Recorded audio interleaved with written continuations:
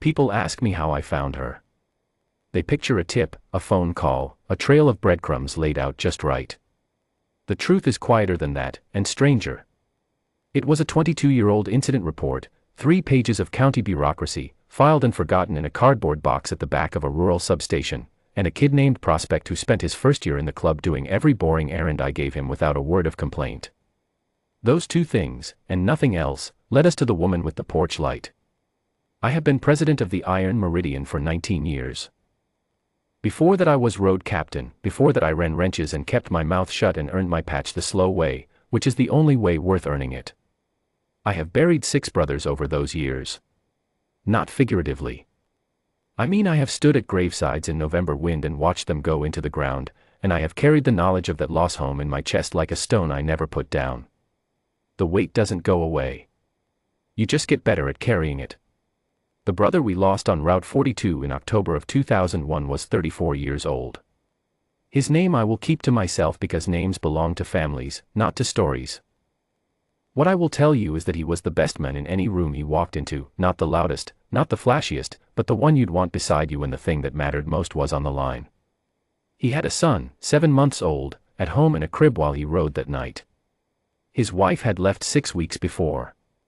He was riding back from his sister's place, tired, probably thinking about that boy in the crib, when a deer came off the hill and he went down on the wet pavement at 50 miles an hour. It was fast. The county report said he was already gone when the first vehicle stopped. That vehicle was a 1994 pickup truck, and the woman driving it was 56 years old, headed home from an overnight nursing shift at the regional hospital 20 minutes away. She stopped. She didn't drive past. She stopped, and she put her hazard lights on, and she got down on that wet road in the November dark and she put her coat across his shoulders, and she stayed with him until the ambulance came. The ambulance that couldn't do anything, because there was nothing left to do. She stayed anyway. She held his hand. She didn't know his name. She didn't know his club. She just knew he was a human being lying on a road alone, and she refused to let that be. She never contacted us. She never sought out the family. She filed the witness statement the deputy asked for, and then she went home, and as best as I can figure, she never told a soul what she'd seen. I didn't know any of this for 22 years. What I knew was that we'd lost a brother on Route 42, that the county report listed an unnamed Good Samaritan who'd stopped and stayed, and that by the time any of us thought to look into that detail, the deputy who'd written the report had retired to Florida and the county had transferred its paper files to an off-site archive. Life moved. Grief moved with it, the way grief does, not away, exactly, but sideways, into the routine of days. We raised a collection for his boy. His sister took the baby in. The years went on. Then last November my youngest prospect, 22, serious-faced, reads everything he can get his hands on, came to me with a manila folder. He'd been doing a records run for a property dispute involving an old clubhouse lease, and he'd ended up in the county archive on an unrelated errand, and something about an old incident report had caught his eye. He'd requested a copy and brought it straight to me without opening it. I read it at the picnic table behind the shop, alone, with a cup of coffee that went cold while I sat there.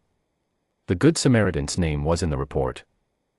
So was her address, the one she'd given the deputy that night in 2001. Rural Route 7, a farmhouse at the edge of a holler about 9 miles off the highway. I sat with that piece of paper for a long time.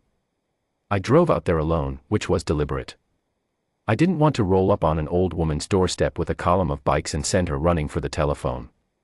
I wanted to know who she was first.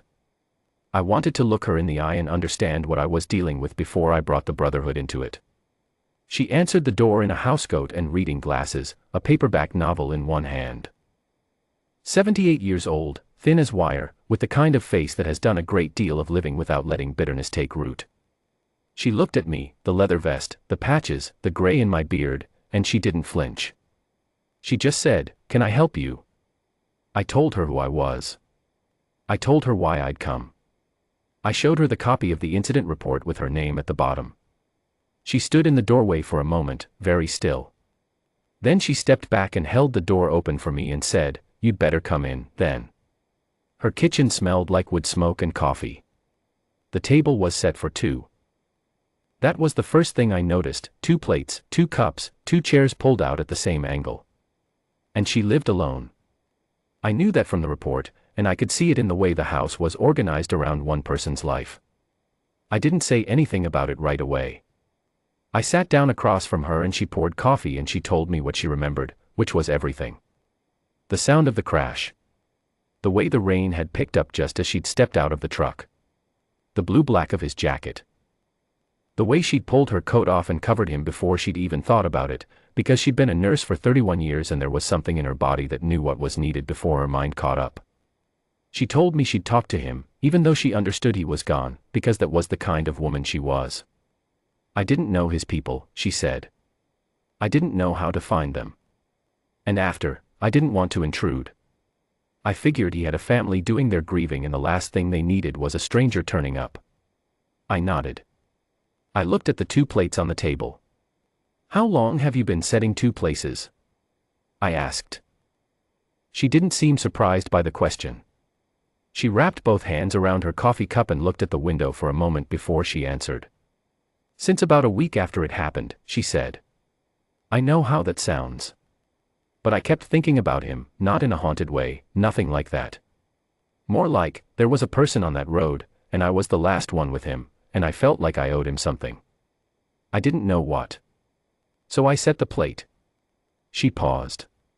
Later I heard from a neighbor that the men who died out there had a little boy at home. Infant. And I thought, well, what if someday that boy came looking? What if he wanted to know how his father went? I wanted to be ready for him. I sat in that kitchen for 2 hours. When I left, I sat in the cab of my truck for a long time before I started the engine. Then I made some phone calls. I want to be precise about the next part because I want you to understand what the Brotherhood actually is, underneath the leather and the noise that the world puts on us. It is not a gang. It is not a spectacle. It is a code, and the code is this: if one of your own is owed a debt, you pay it. Doesn't matter how much time has passed. Doesn't matter how hard it is to find the person to pay. You pay it. I reached our brother's son, his father's boy, that same evening. 22 years old now. Worked long-haul trucking out of a depot 3 states east. He'd grown up knowing almost nothing about his father except what his aunt had told him, which was that he was a good man who died too young on a wet road. He'd never known the club. He'd grown up outside it entirely, which was his aunt's right to choose, and I didn't hold it against her. When I told him what I'd found, and what the woman on rural Route 7 had done, and had been doing for 22 years, he didn't speak for almost a minute. I just waited. She's been setting a place for me, he said finally. She said she wanted to be ready, I told him. In case you came looking. He said he could be there in 2 days. I told him we'd ride with him. 94 riders. 4 chapters, 3 states, 1 county road in eastern Tennessee. We staged at a truck stop lot 7 miles out and we came in quiet, or as quiet as 94 bikes can come, which is not very quiet, but we cut the pace and we held our formation and we came down rural Route 7 just as the sun was clearing the ridge to the east. The trees along that holler were bare and the light came through them in long gold slats across the pavement, and it was one of those mornings that feels arranged, like the world made a decision to be beautiful on purpose. She was on the porch when we turned in. I don't know if she'd heard us coming or if she'd simply been there already, the way I suspect she was most mornings. She had the porch light on. In the daylight you could barely see the glow, but it was on. I noticed that. The boy, the young man, though to me he will always be the boy who never got to know his father, he came up the drive in his own truck behind the last of our column, and he got out while we were still cutting engines and hanging helmets, and he walked up to the porch steps, and she looked at him, and something passed between them that I have no words for. I am not a man who cries easily. I've worked hard at that, probably too hard. But I stood at the edge of that yard with my brothers quiet around me and I felt something give way behind my sternum, some old sealed-up thing that had been there since the graveside in 2001. She said, I know who you are. He said, I know what you did. And then he went up those steps and she put her arms around him, this old woman and this young man who'd never met, and the whole yard of us stood still. She fed us. All 94 of us. I don't know how she managed it. There were biscuits and there was gravy and there were pots of coffee, and she had clearly made preparations, which meant she'd known, or hoped, that this moment might come.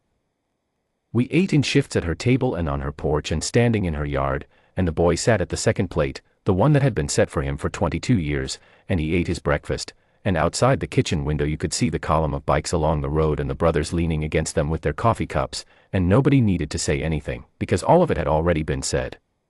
Before we left I asked her if there was anything she needed. She thought about it seriously, which I appreciated. She wasn't the kind of woman who deflects a genuine offer with false modesty. "That porch rail has been loose for 2 winters, she said. "And the back step. We fixed them that afternoon." For brothers who do carpentry work stayed behind and spent 3 hours on that house, the rail, the step, a window sash that didn't close flush, and a length of gutter that had been pulling away from the fascia. She fed them supper before they rode home. That was 2 Novembers ago now. We ride by on the anniversary, enough of us to fill the road but not so many as to overwhelm her. She always has the porch light on. She always has the coffee made. The boy comes when his route allows, which is 3 or 4 times a year. He sits at that table and she tells him things she remembers, small things, the details a mother holds, the kind his aunt couldn't have given him, and he listens the way a man listens when he is finally, after a long time, getting something he didn't know he was starving for. I think about the math of it sometimes. 22 years of setting a second plate. Twice a day if she ate breakfast and supper, that's over 16,000 times she pulled out a chair for a boy she'd never met, for a man she'd known for less than an hour in the dark on a wet road. 16,000 quiet acts of faith that someone, someday, would come. The kind of loyalty most people never manage in a lifetime, she built into the fabric of a daily habit and held it without fanfare for 2 decades. We looked like the danger, riding in that morning. We always do. The leather, the noise, the column of us filling a county road at sunrise, I know how it reads from the outside. But I'll tell you what I've learned, in 19 years of leading this brotherhood, the men who look like the danger are sometimes the only ones who know what a debt is worth, and how long you ride to pay it. She knew that before any of us did. She knew it on a wet road in October of 2001, when she stopped her truck and got down on the pavement and covered a stranger with her coat, and decided, without knowing anything else, that she would hold a place for the people who loved him. We just showed up to tell her the debt was paid.